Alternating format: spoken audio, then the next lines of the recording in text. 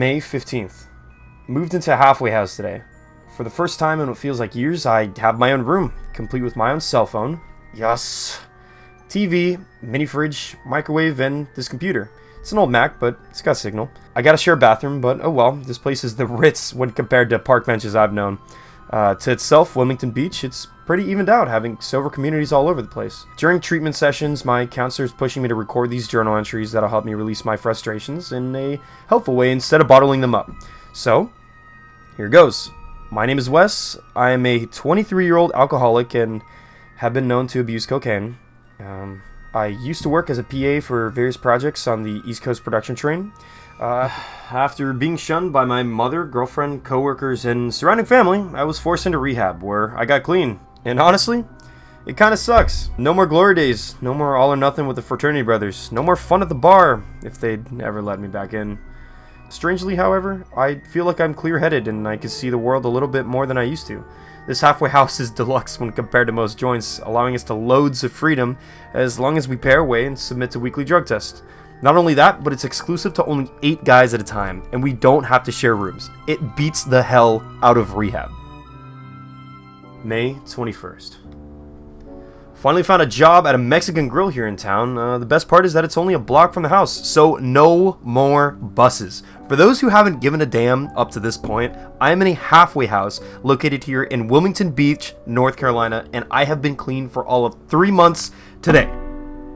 Originally, I missed the rush, but man, I won't lie, this shit is awesome. I even met a pretty girl today, Katie, who was also in rehab with me. And between me, myself, and I, she's totally my type. Blonde, bubbly, curvy, and most importantly, she loves the same comic books that I do. Nothing beats a common interest. We're also meeting at a Java bar tonight after I get off of work and exchanging some books before we head off to wherever it is we decide. As long as I'm back by curfew. May 25th. Not much going on lately. I've been pretty busy with work, AA meetings, NA meetings, and Katie time at Javaholics. The biggest news to report is that the town is seemingly getting quieter each day, even though it's the summertime and beach fair should be bustling. Hell, it was even a slow day today at La Cocina, which I really fail to understand, seeing how it's the only Mexican grill in town that has a sanitation grade above a 95. Whatever. I'm gonna walk Katie home after Javaholics, and we'll see if it livens up. May 28th.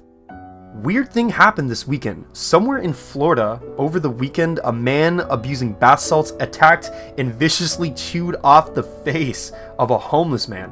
That guy was showing signs of superhuman strength, and if you know anything about drugs, it's that anything is possible. But bath salts? Really? I kind of always thought that was a meth thing. Drugs is drugs, though. No doubt about that. At the NA meeting tonight, we discussed the possibility that the drugs were explicitly tampered with, and maybe something else got into his system that induced the superhuman strength or whatever. A theory that older cats tried to dismiss as silly. Katie's kind of scared, though, because we live in a community that's not only half sober, but almost more than half abusing. I told her I'd protect her, though. May 29th.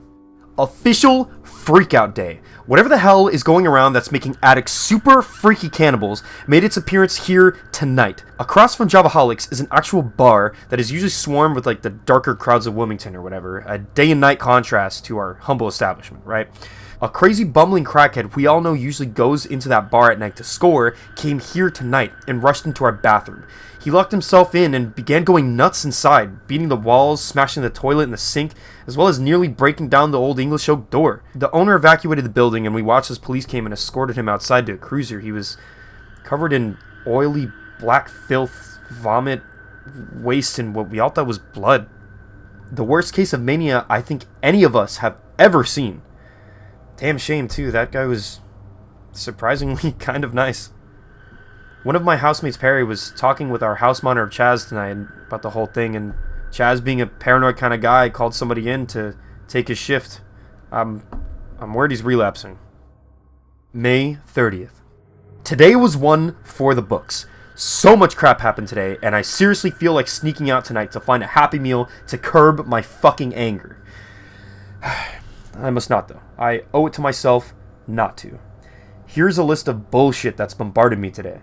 5 of the guys in the house were discharged, 3 of them for relapsing, and 2 of the others wanted to leave town fearing the influence, a trend that is highly uncommon here in this facility. Another trend that follows up on this is that there is usually a line out the door to get into this joint, but only one person was admitted. My new best friend and fellow comic book enthusiast, Mario. Only Mario, Perry, myself, and another regular named Matt remain. The meetings were called off for the day, letting everyone recover from the incident at Javaholics. We were instead directed. Since last night, 3 more incidents have broken out across Wilmington. One in particular, sadly, was Chester Chaz Boyle, our former house mentor. Unlike the other 2, however, he disappeared. Also, who I thought was my ex-girlfriend, Emily, showed up today. She was concerned, as was my mother, apparently, both of them wishing me to come home. I was like, bitch, are you serious? No phone calls, no letters, no nothing. For months, and now you give a shit? Fuck off. I doubt the urge to use will ever be as strong as it is right now because of them. She and my mom are staying at the Hilton off Front Street, and I doubt they're leaving until they convince me to. One of the last mentors remaining has been talking to me about it, and he says he wouldn't blame me for getting my stuff and getting the hell out of here, because he feels like things are only going to get worse. But I told him I wouldn't, because for the first time in my life, I actually feel like I have a home. Perry, Mario, Matt, and myself hung out in my room tonight and talked things over. Matt's rehab lover, Jessica, snuck in, as usual, but unusually, the gravity around her is rather lax, seeing as how the mentors aren't really paying attention to the cameras in the house. No women rules, blah blah blah. Matt and Jessica have decided to leave together this weekend and invited me and Katie to come as well. I respectfully declined, though I do truly miss Katie and haven't heard from her all day. Jessica made an effort to comfort me, telling me that she's at her house in bed missing me too. All I can say now is, when shit starts hitting the fan, it's funny how real it looks when you're clean and sober. May 31st, 2:30 a.m. I sit here, awake, unable to get back to sleep, knowing just how wrong things are right now. We all woke up to the sounds of a fight in the office next door. Mario and Matt came out of their rooms, ready to see what was happening. When they approached the building, all they could see was tonight's mentor Billy fighting with Chaz, who was out of his mind and incoherent. Matt managed to knock him unconscious with a toolbox before he was able to choke out Billy. The paramedics showed up and took off with him before Billy just suddenly up and left himself, leaving us here alone. He didn't even bother calling anybody else to take over, he just left.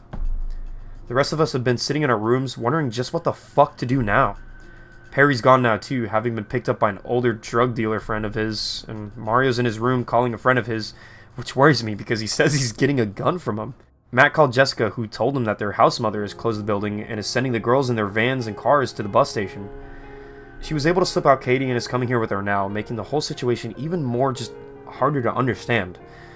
While Matt is picking up the last of his things, I'm sitting here watching more reports on this craziness, trying to just reel myself back some before I blow up. Whenever they get here, I'll talk with Katie and see what to do next. Until then, I'm venturing back to the office, probably going to try calling somebody, and then maybe my mom and Emily. Hopefully they've left town already. If not, I'll have even bigger problems on my hand. 3:45 a.m. Back from the office. It is a fucking mess in there. The phone was destroyed in the struggle, so I'd assume that Billy was going to walk somewhere to get help, but I don't know why he didn't just use his cell phone. Jessica and Katie showed up finally, as did Mario's friend, who I really don't like. This jackass Daniel is the kind of scum that people in rehab call a critical enabler. He sold Mario not 1, not 2, but 3 guns. 3 fucking guns in an out-of-control halfway house. I'm sure they're also using, because they haven't come out of his room. Funny enough, Mario gave 2 of the guns to me and Matt, though I declined to carry a weapon after what happened to me back in Durham. I'll explain it later. He still left it on the kitchen table, and Matt put it in my room after he and Jessica disappeared into his room, whatever. Katie's on the phone with her parents, and I feel like I should call Emily and my mother, but I can't bring myself to make them worry about me any more than they already have, even though I'm worried myself. The news is talking about a local beach fire being attacked by a group of crazed addicts. I was able to talk the others into staying here for the night, so that tomorrow in the day we could assess things outside better. Jessica's car is packed with her and Katie's things, who are all still trying to talk me into going.